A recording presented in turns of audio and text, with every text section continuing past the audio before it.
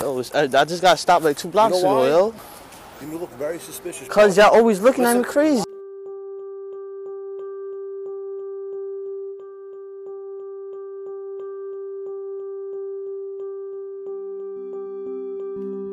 Why you fucking hammering? You fucking with the shit. Take a fucking yo. Why you push me like that for? Why you push me like that for? Why you push me like that? That's exactly how some shit will go down. Just like that. Just like that. People don't like police because of the harassment.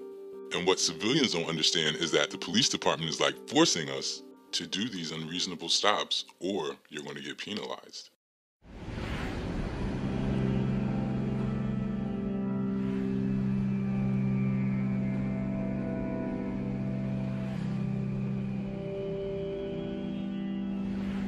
The mayor seemed completely unapologetic about the practice. He said it has to go forward, it's necessary. Do you have the Well, same... I think the mayor is absolutely correct.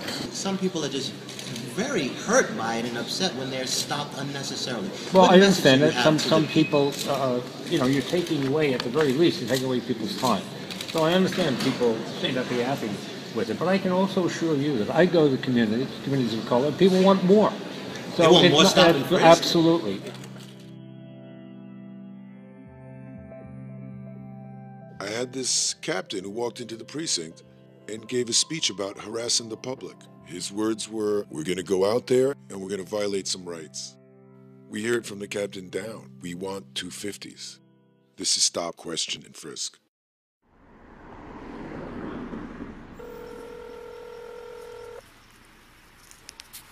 Yeah, 116th Street between Madison and Park. Yeah, he stops me and then pushes me, telling me he's gonna punch me in my face.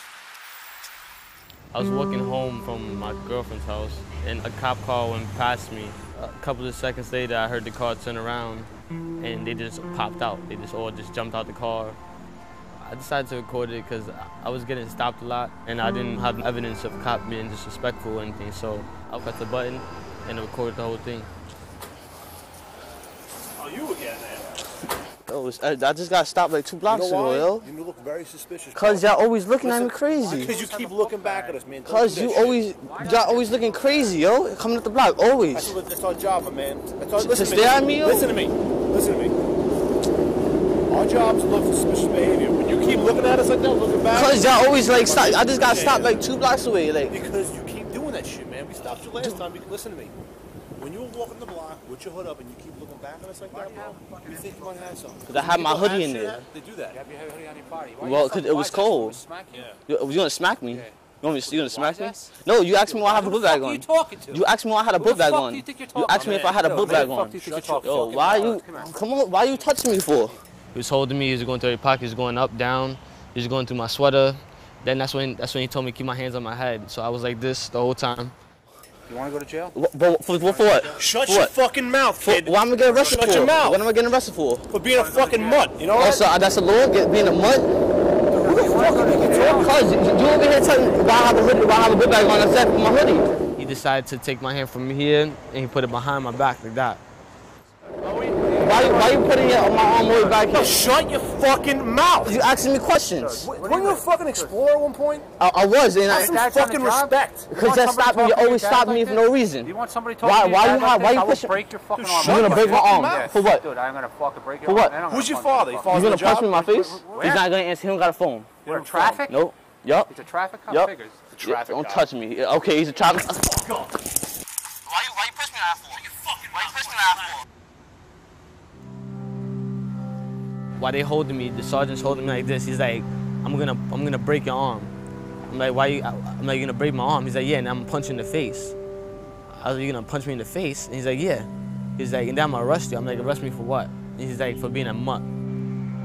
So he grabbed me by my book bag and he started pushing me down. So I'm going backwards like down the hill, and he just kept pushing me and pushing me. It looked like he was gonna hit me. I felt like they were trying to make me resist or fight me back.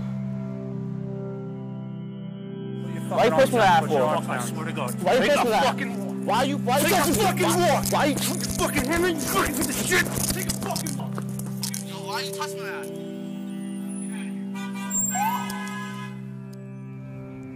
that? I'm mad just hearing that. Like, not many words really like could describe that. It's just disturbing. But that's exactly what's happening. Like, I could relate to what he's doing because I know that situation. They just don't got no respect for us. And they wonder why we don't have respect for them. And for them to just call him a name like that and just, like, that's just crazy. Do you think that during stops that some police officers try to provoke so that they can justify an arrest? Of course they do. A lot of police officers be trying to set civilians off, and then once they start talking, start cursing, they can lock them up for anything. There was 2 minorities leaning against the wall. They weren't doing anything, and my sergeant ordered me to write them blocking pedestrian traffic. If you're a certain ethnicity standing on the corner, lieutenants, sergeants, they have no problem searching you, violating your rights, and racial profiling.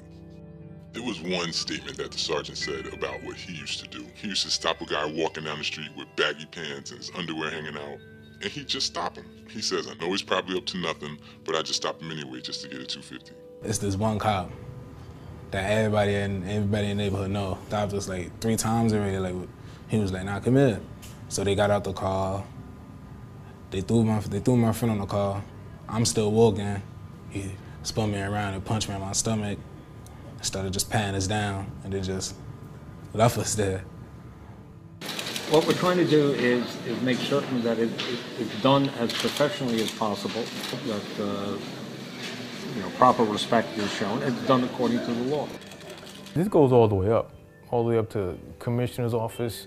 I'd say even the mayor's office, where they're trying to be proactive and say, look, we're stopping people, we're getting drugs and guns off the streets.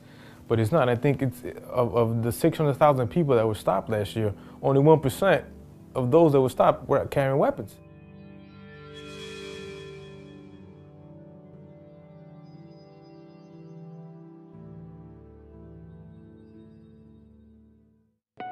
The NYPD's controversial stop-and-frisk policy. NYPD program known as Stop-and-Frisk. Also, last year, New York police officers stopped and interrogated people nearly 686,000 times. Ruled today that a lawsuit raises serious questions about quotas, racial profiling, and constitutional rights. The public isn't aware of what's happening, but everything is being looked at as far as numbers, and it's a numbers game. Okay, what did you get last year? Well, you have to match it and give me more this year.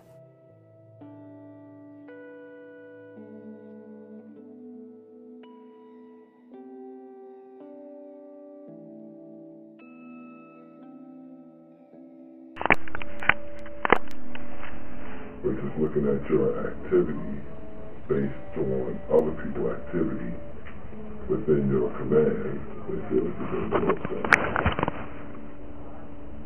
All I'm asking you is to avoid anything further. Do a little bit more. When it's not that hard to do a 250. I ain't gonna lie, when my first 250 first started coming out, I was big on not stopping nobody for no 250, but then I kept getting hit and hit hard about it. You need to do 250, you need to do 250.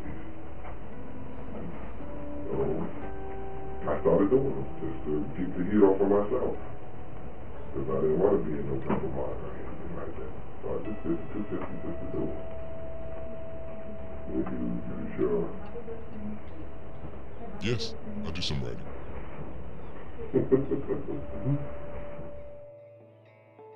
They're trying to keep all of this stuff quiet. So this is my proof that they're putting pressure on me to write summonses. Commanders are trying to be proactive or show that they're being proactive. And here you have a system where people are told, get those numbers to where they should be, and you're going to get your promotion. The commanding officer wants to become a deputy inspector. The executive officer wants to become a commanding officer. If you do well by keeping the arrests up and the summonses up, you will be promoted to the next rank. So they put pressure on the police officers to generate numbers and arrests.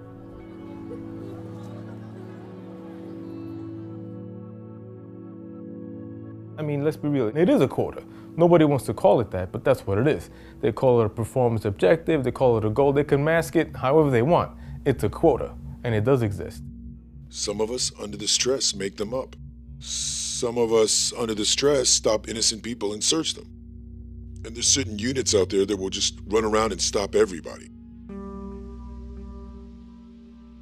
What happens to the officer if they don't do what the police department tells them to do as far as these quotas? They will come after you. Come after you meaning transfers, give you low evaluations. They give you unwanted assignments, put you in a post which is very dangerous, high crime, by yourself, in a corner. This is a form of retaliation. Basically, a change of tours, put you on at midnight. They make you look bad on paperwork, and that paperwork will trail you for the rest of your police career. And knowing that your livelihood's at stake, you meet the quota. It does create this feeling of, hey, listen, I gotta get my numbers. When you put that pressure on the officer, this us versus them mentality does exist. When I came into this police department, I wanted to help people. But the civilian population, they're being hunted. Instead of being protected by us, they're being hunted, and we're being hated. The police department is pushing the new guys to be bounty hunters. And I use that word because that's exactly what it is. They're hunting. There's a lot of officers who are fed up and want to do something about it, and there's people who are scared. There's a lot of officers that would like to tell their story, but nobody wants to hear the truth. Nobody wants to hear the bad. We need police, but the police department needs to change things. At one point, I did want to be a cop to help people and mostly just like be able to wear a badge and the uniform and be proud of it. But now I feel like I'm not sure because they're not there to help people anymore. They're just there to like stop them, humiliate them, make them feel bad. There's no excuses for the way they treated me. This one individual was thinking about doing NYPD. The first thing I told him is, definitely not. This job, racial profiles, will force you to do things that you don't want to do. We're supposed to be the best in the world. We're the best at making money, and we're the best at arresting and summoning everybody.